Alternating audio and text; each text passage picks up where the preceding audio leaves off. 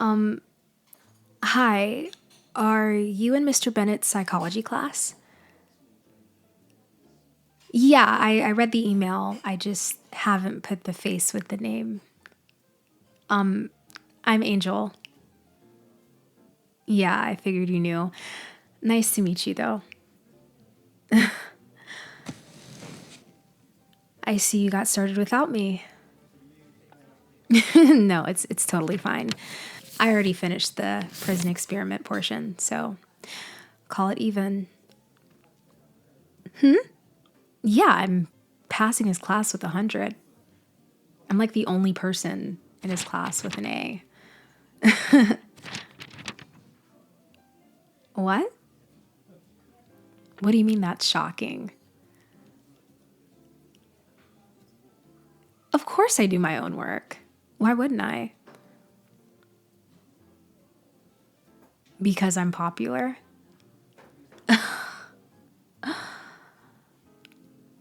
Well, just because I'm popular doesn't mean that I don't have brains. Yeah, exactly. Looks can be deceiving. I'm a lot more than a pretty face. I'm actually really interested in psychology, so I guess I'll be helping you more than you're helping me. Okay, did you already do the case study on Phineas Gage? You're good. I already took notes on him. I'd go ahead and write this down because I know that this is going to be on a test. Yeah, the professor said something about, I don't know, like Tuesday. I think he's going to give us a pop quiz. So, yeah, I'm pretty sure it's open note too. So it's really important that you write this down. But Phineas Gage was a railroad construction worker who survived a severe brain injury. The case provided valuable insights into the relationships between brain and behavior. Did you get that? Yeah, that's kind of all you need to know. I'm pretty sure Mr. Bennett isn't going to go into detail on a pop quiz about it. I mean, he wasn't that important with everything, you know. I mean, he wasn't that significant, in my opinion. Yeah, I mean, it was important in a psychological aspect, but not really with philosophy. Let me ask you a question. Do you think philosophy and psychology have anything to do with each other? No, I disagree. Because I think that there's plenty of philosophical aspects of psychology. Let me see your notes. Descartes? Who is this? You spelled it wrong. Yeah, you spelled it really wrong. It's Descartes.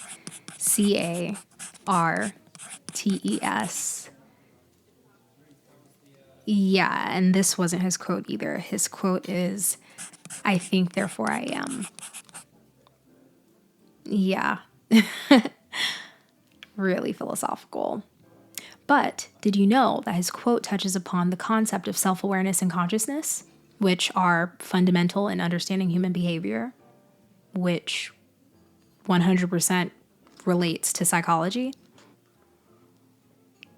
Exactly. It's fascinating. I think it's completely mind boggling how philosophy and psychology intersect. Take the nature versus nurture debate.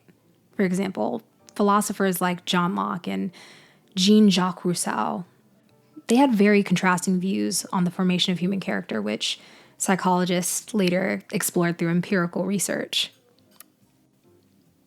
Yeah, you didn't have those notes either, huh?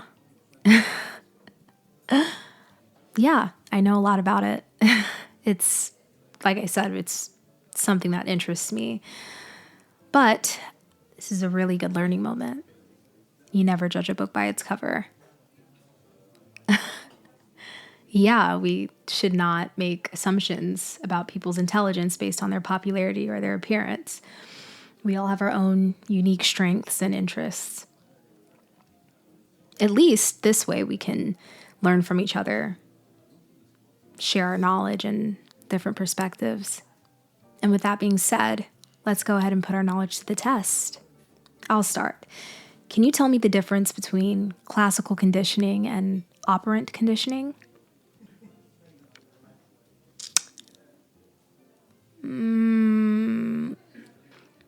Almost.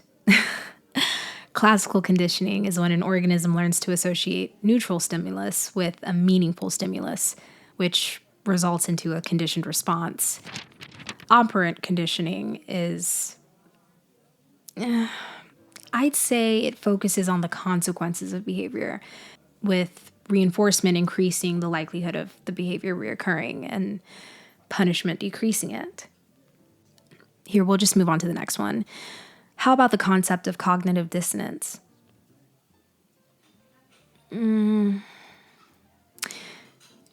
See, you have the first part right. Cognitive dissonance refers to a psychological discomfort that we feel when we hold conflicting beliefs, attitudes, or behaviors. To reduce the discomfort, we tend to either change our beliefs, justify our actions, or seek out information that supports our existing beliefs. So basically, if you're on the opposing side of something in an argument, you're either going to educate yourself to switch sides or educate yourself or educate the other person. I mean, you know, you want something more trickier. Oh gosh. Okay. Well, what are the differences between episodic memory and semantic memory?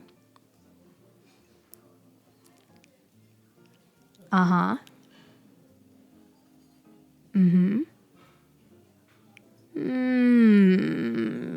Almost. You always have it like in the very beginning and then you completely go off the rails. I'm so sorry. I'm a very blunt person, but you're going to need to know this if you're going to pass. So, to correct you, episodic memory refers to the ability to recall specific events or experiences from our past, like remembering a birthday party. Semantic memory, on the other hand, involves general knowledge and facts that aren't tied to a particular event, like knowing that Paris is the capital of France. I've never been to France, and yet I know that. You know what I mean? Great. Moving along. Here, give me one. Explain the concept of the bystander effect. Oh no, there's no way that I know this. Well, the bystander effect is a psychological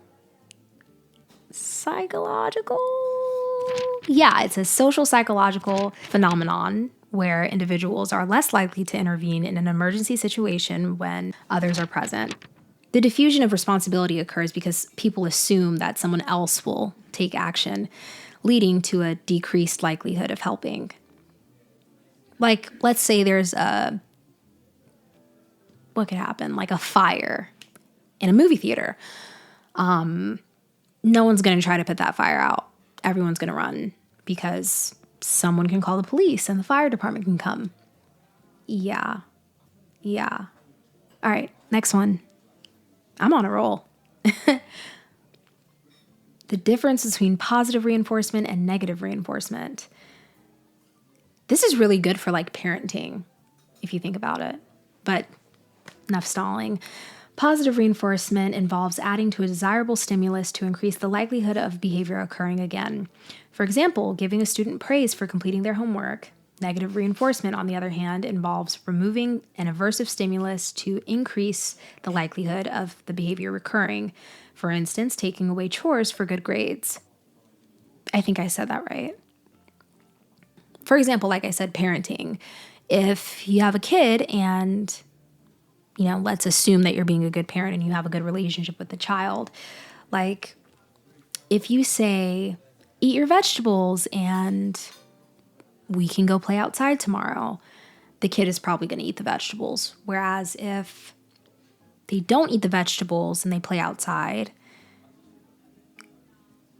it's like you didn't really do anything. They don't have a stimulus to go off of. They don't think like, oh, if I get these vegetables in my system, I can go play outside. I'm going to play outside regardless. So I'm not eating your vegetables.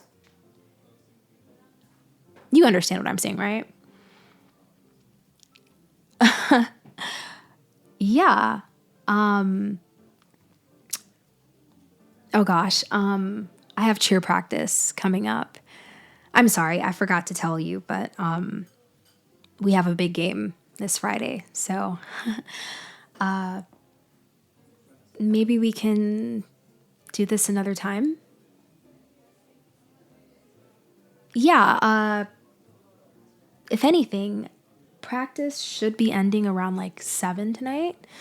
So I could maybe come over if that's okay.